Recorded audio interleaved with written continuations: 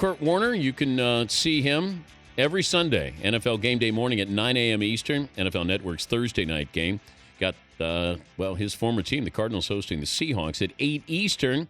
Kurt, part of the NFL Total Access kickoff pregame show beginning at 6 Eastern. You talk about big-time college programs, Kurt. Did you feel like you missed out on that atmosphere and those rivalries and those big games on Saturday? Yeah, a little bit. I think sometimes now I look back because there's so many guys that still talk about that. Even though maybe they've played in the league or even retired from the league, there's something special about being at those big-time organizations, those big-time colleges, and the following there, and the number of guys that come from those colleges that are playing in the NFL, and all of that stuff that goes with it. So yeah, there's definitely times when when I think I missed being in some of those awesome atmospheres with 100,000 people and the crazy fans and the great rivalries. It would have been fun. How much does that prepare you or give you a head start if you played in a big moment like that? Did you ever feel like these other quarterbacks, because they'd been in front of 100,000 people and they'd had a rivalry and it's national TV and, you're in the spotlight?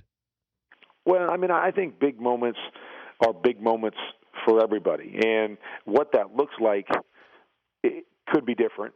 But, I still believe there was big moments where I played and what I was doing. And it just, it wasn't in front of 110,000 people, or maybe it wasn't as loud, or maybe it wasn't for, playing for a Heisman Trophy or a national championship. But there were still big moments where you had to be able to deal with the pressure.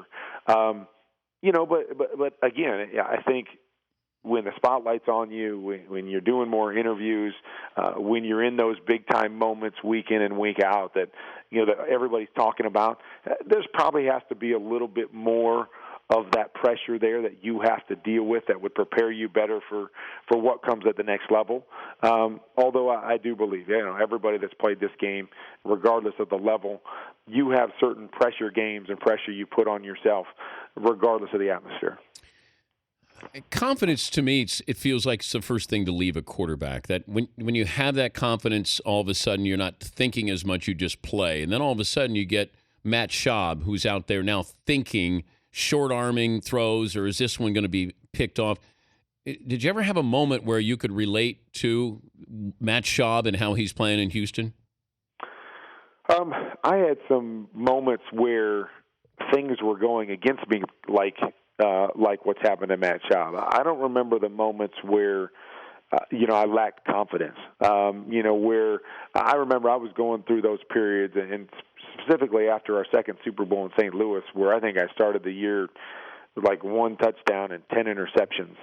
And it was, where I was going back and I was confident in what I was doing, and then I throw it and it gets intercepted. And had to fight that battle of going, okay, you can't change the way you play. You have to trust what you see. You have to throw where you think you should throw, and you can't let that bother you. But it was a struggle because it seemed like every time I did what I thought I was supposed to do, the ball was going the other direction. And, there was a multitude of reasons for that, as there is with every interception or every bad play. But it was really hard. And I definitely understand the battle that quarterbacks face when they're in those modes.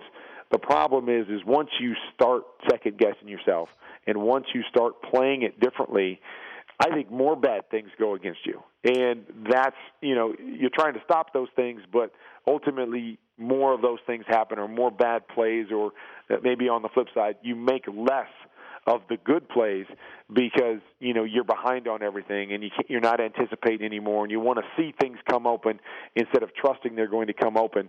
But I've definitely had moments where I've had to battle that whole idea. Who's had a better year, Tom Brady or Peyton Manning? Peyton Manning, my opinion, is that he's been phenomenal and so in control. And, although I'm impressed with the resiliency of Tom this year with all the things going on around him, I don't think he's played his best football. And I think he'd be the first one to tell you that I think some of the issues around him changed the way and affected the way he's played at times. But with that being said, I think most quarterbacks would do the same thing. For him to be able to continually fight through that and continually throw a ball and it gets dropped and come right back to a guy and have confidence and keep battling to find, put his team at 5-1 is extremely impressive when you watch the tape and you go, man, there are so many mistakes across the board, including Tom, that this team's making, yet they're still finding ways to win and making those critical plays when they need to. That's been extremely impressive, but Peyton's been awesome this year. He's Kurt Warner, the NFL Network, joining us, Dan Patrick Show. Peyton Manning to be the greatest quarterback of all time has to do what? He's got to win another championship. Just or one. So. At least one. I think with what he's doing at this stage in his career, that people have kind of stepped up and taken notice again of how great he is. And not that we ever lost the fact that he was great, but I think there was, that asterisk there that he's the greatest regular season quarterback. And I keep hearing people say that. And so that lets me know that we recognize how good he has been. I mean, that he's done things that nobody's ever done and may never do again. But what would you want to be known for? If I said you could be the greatest regular season quarterback of all time, or you're just, you have your career where you won a championship and an MVP, and you instead of just being the greatest regular season quarterback of all time, which one would you take? Yeah, I mean, that is a hard one because, and he's got his championship, and I think that's the part that adds to it, is that no question. I mean, I've always said that really regular season is what being a Hall of Famer, being one of the best is all about, is showing up every game, every time out, and playing at that extremely high level. And then championships can kind of put you over the top in regards to if you're a marginal player, maybe put you in the Hall of Fame, or if you were a Hall of Fame player, maybe put you in that greatest ever competition if you've done it regular season and postseason. But is Montana better than Manning just because he has 4 Super Bowl rings, and Brady is better than Manning because he's got 3 Super Bowl rings? You can't say better because I don't know if they're better overall players. But again, you have to think about that's what we do. That's what you play for. That's why you compete, is not just to be the best every time out, but to be the best at the end of the year so everybody says that team, that guy separated themselves amongst everyone else. That's why you play the game. And so as much as it probably shouldn't be the case, that's in the back of everybody's mind. But at that position, though, Kurt, it's about championships. That's how we reduce the list greatly by how many championships. Eli's got two championships. He'll be a Hall of Famer because of that. Phil Simms has 1. If he had 2, he's probably a Hall of Famer. Peyton's got 1 title. If he doesn't have more than that, he's not going to be the greatest quarterback of all time. I don't know if that's fair or not, but that seems to be the sliding scale we have at that position. I agree, and I agree completely. I don't know if it's fair because I don't know if anybody's played the position as consistently as Peyton Manning has over his entire career.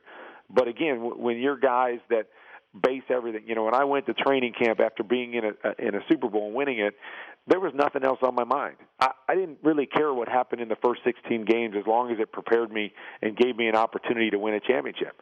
And so you can't let that go when you're a competitor, when you're a guy that has played at that level. And I think that's what happens when we start talking about greatest of all time. We can't let that go either because we know that's such a huge part of what drives us and what makes the great. And so he's definitely going to be in the conversation. Can he overcome, if he doesn't win another championship, can he overcome those guys that won 4? Those guys that, Tom, that has been in 5, John Elway that's been in 5. Can he overcome that with how great he's been in the regular season? I'm not sure. And just the feel that I get, I say no. I say they're going to continue to say greatest regular season quarterback of all time, but maybe not greatest of all time. Good to visit with you as always. Have fun this weekend. Thank you, Kurt. You bet, Dan. Anytime. All right, Kurt Warner, NFL Network. They got Thursday night game. It'll be the Cardinals and the Seahawks. The Dan Patrick Show, weekday mornings on Audience.